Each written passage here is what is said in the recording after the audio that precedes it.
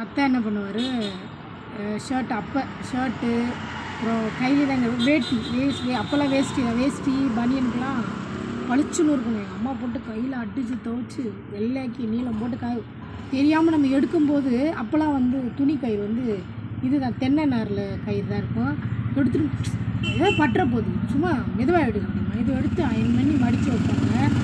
அதுவே அந்த சட்டை இன்க்ளூடிங் இந்த வெள்ளிக்கிழமை ஆச்சுன்னா அதே எதுனா ஒன்று ஆகட்டு மரேன் அந்த துணியை வச்சு சவத்தை துடைக்கிறது, பாத்திரத்தை துடைக்கிறது, கந்த துணியாக 2 நாள் கிடக்கும். அப்படி இப்படின்னு ஒரு நாள் குப்பையில் கிடக்கும். ஏம்மா எவ்வளோ பட்டை அப்படின்னு. அது என்ன செய்ய, அது கிழிஞ்சு சாயமே வேணான்ட்டார். அதை தூக்கி போட்டோம். அதான் சொல்லுவாங்க, அந்த ரீசைக்கிள் முறையை கொண்டு வந்ததே நம்ம மம்மிஸ் தான். ஏன்னா இப்போ நம்ம என்ன பண்ணுறோம், துணி இது வேணால் தூக்கி போடுறோம். ஆனால் அவங்க ஃபஸ்ட்டு கந்த துணியை யூஸ் பண்ணாங்க, வீட்டு துடைக்கிற துணி, அப்புறம் ஏதாவது பொருள் துடைக்கிறது எல்லாம் இது பண்ணி லாஸ்ட்டில் நஞ்சு நொந்து போய் குப்பைக்கு போகும்.